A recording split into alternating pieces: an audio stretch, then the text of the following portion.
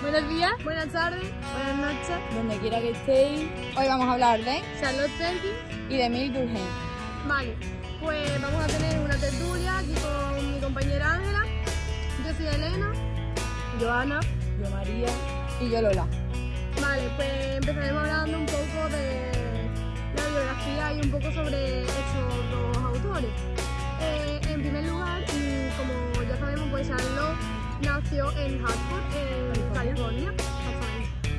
Y pues ella tuvo una infancia complicada, porque el abandono de padre en primer lugar, que eso le dificultó muchísimo a la hora de los estudios, ya que la persona estatuto, por así decirlo, en cuanto a la economía siempre es marido y tal. Y claro, pues también tenían problemas familiares en general, y eso pues dificultó que Charlotte pudiera tener una educación, y lo que hizo fue empezar a estudiar en su casa. Y ya pues más tarde sí pudo tener una mayor educación. ¿Y dónde se fue? ¿Sabéis? ¿No sabéis dónde fue? Pues Charlotte estudió en la escuela de diseño. Y mientras tanto pues realizó algunos trabajos para poder permitírselo. Como otra vida, ¿no? Exactamente. Anuncios, tarjeta de regalo, algunos bocetos para anuncios ya deportivos por carteles en la calle y eso. Claro, como ahora muchos estudiantes, claro, como ahora muchos estudiantes cada vez que van llevando sus estudios para poder pagárselo. Pero ella lo que quería era que la mujer socialmente fuera igual de independiente que el hombre. Sí, de hecho era su meta, acabar con la perspectiva patriarcal que había hecho en aquella época. También habla de eso en algunos de sus libros, pero recordad que, si no puede decir el nombre de la compañera, ¿la World Parker era? No, ese es ¿Te imaginas una vida solamente de mujeres, fuera de conflictos sociales y una igualdad en el que solo existen las mujeres? Claro, pues Charlotte unos años más tarde también está su obra del tapir amarillo, donde habla del matrimonio ese de que claro, se casó con Charles, tuvieron una niña juntos, claro, tuvieron una hija. Y pues ella tuvo una depresión postparto, y entonces fue cuando escribió Tapir amarillo. Que de hecho a partir de esa obra se empieza a correr rumores de su bisexualidad, que además estaba bastante oculta en aquella época. Claro. Pues ella escribió esa obra mientras estaba en esa depresión, y unos años más tarde se divorció de su marido cuando se dio cuenta que en ese momento estaba cohibida y no podía ser libre. No tenía la independencia a la que ella quería llegar. Claro. Y se divorció de él, y fue una pionera en ese aspecto, porque en esa sociedad no estaba bien vista, porque era una sociedad porque cultural. El contexto que tenía era... Además, ella también decía que en donde no había igualdad de economía entre el hombre y la mujer, hasta ahí no habríamos conseguido una libertad verdaderamente. De hecho, ella luchaba por esa igualdad, ¿no? Y por esa libertad con el entorno con el que ella se rodeaba, que además siempre dentro del matrimonio. Sí, por la maternidad y tal, que además lo cuenta en alguna de sus obras, también habla un poco de eso. Y al fin y al cabo es que ella se rodeaba de mujeres sufragistas, que de hecho no le gustaban, a ella no le gustaba especialmente Charlotte Perkins, pero igualmente decían como que les venía bien, les beneficiaba, porque con tal de que, como la gente no iba a querer la perspectiva que tenía Charlotte Perkins, por lo menos se iba como a conformar con la de la lucha sufragista que había en ese momento. Pero es que en ese momento... Con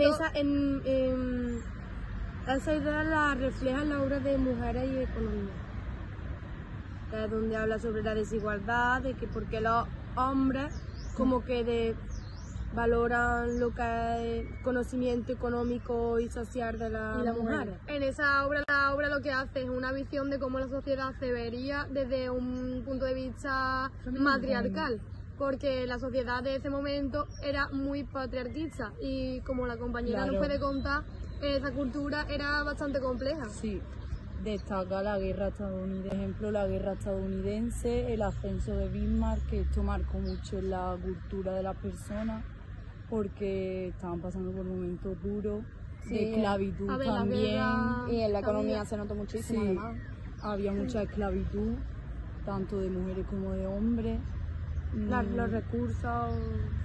Además, yo quería comentar eso, que respecto al tema de la esclavitud, ella defendía también mucho los derechos de las mujeres negras de la época, o sea...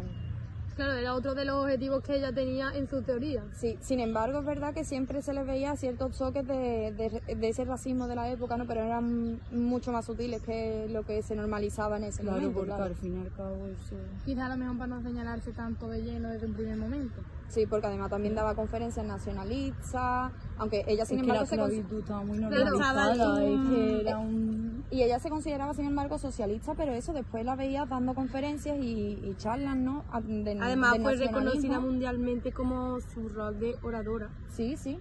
La daba por muchos lugares. Pero el aspecto nacionalista, esto lo podemos encontrar bastante bien reflejado en el aspecto del sistema social que había, porque ella realmente lo que hacía era movimientos de mujeres y nacionalismo, y ella lo que hacía es que estos movimientos los integraba en las conferencias nacionalistas que ella daba.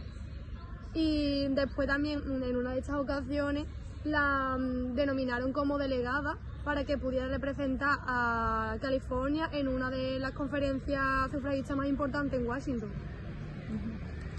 Y siendo una mujer. Exactamente, es que en estos momentos que te nombraran delegada siendo una mujer y en un club nacionalista era muy contradictorio que no tuvieras alguna rama que, aunque fuera sutil, que no estuviera a favor de... Sí. No tendría sentido que estuviera ahí. Claro. Y bueno, esto ha sido un poco lo que viene siendo la ideología de Charlotte. Nos podríamos extender mucho más, pero realmente estos son la base. De hecho tiene una vida muy interesante que deberíais de leer alguna de sus obras, que abre mucho la mente. El Tapia Amarillo es el más conocido y la más interesante. Sí, porque es también como una autobiografía de ella misma en el sentido de una historia real que ella lo ha vivido ella misma.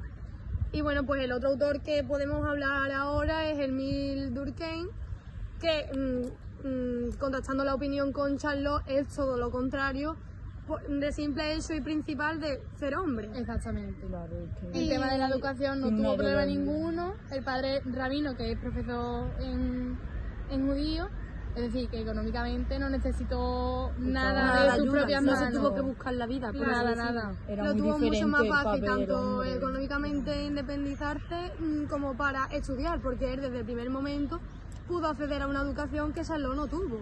Y gracias a la privilegiada y súper larga, porque estudió inmensidades de cosas. Claro, es que en esos momentos ser hombre le daba muchas oportunidades. Claro, él era hombre y encima tenía buena economía. Ya eso. Él empezó estudiando ciencias sociales porque leyó a algunos autores como Auguste Comte, y que fue un inspirador para él, y por eso él ya decidió estudiar sociología y se fue a Alemania, y ya cuando volvió de lo que había estudiado impartió clases allí en Francia, y unos años más tarde, claro, se quedó allí como cátedra y fue el trabajo ya de toda su vida, o sea que lo tuvo bastante en bandeja. De hecho creó su propia tesis sociocéntrica, en la que al fin y al cabo siempre se estaba basando en la sociedad como como el fundamento principal, ¿no? de la vida. Claro, porque él tenía una perspectiva que era funcionalista. Entonces lo que tú estás diciendo, él estudiaba, él era todo muy científico. Esto es así porque así. Claro, él buscaba y estudiaba también cómo evolucionaba la sociedad moderna de ese momento.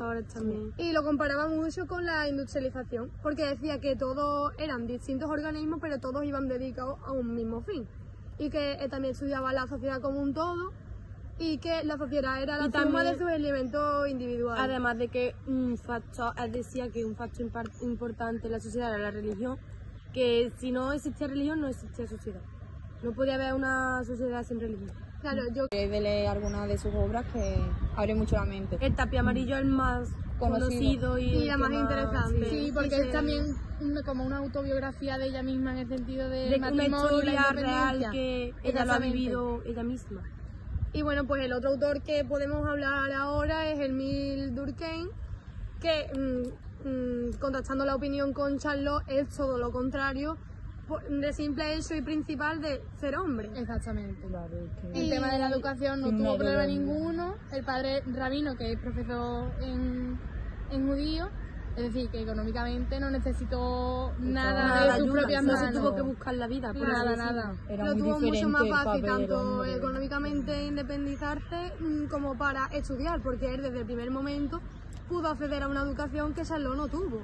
Y Una gracias educación a la- privilegiada y claro. súper larga, porque estudió inmensidades de cosas. Claro, él Es que en esos se momentos ser decantaba- hombre te daba Exacto. muchas oportunidades. tanto Claro, de Él estudiar era como hombre de- y encima tenía Buena economía, buena economía, economía, que ya eso. Él empezó estudiando ciencias sociales porque leyó a algunos autores como Auguste Comte y que fue un inspirador para él, y por eso él ya decidió estudiar sociología y se fue a Alemania, y ya cuando volvió de lo que había estudiado impartió clases allí en Francia, Y y ya se unos quedó años allí. más tarde, claro, se quedó allí como cátedra y fue el trabajo ya de toda su vida, o sea que lo Claro. tuvo bastante en Vale. De bandeja. hecho, Lo tuvo creó muy su fácil. propia tesis sociocéntrica, en la que al fin y al cabo siempre se estaba basando en la sociedad como inicio como el fundamento principal, ¿no? Claro, de la porque vida. él tenía una perspectiva que era funcionalista.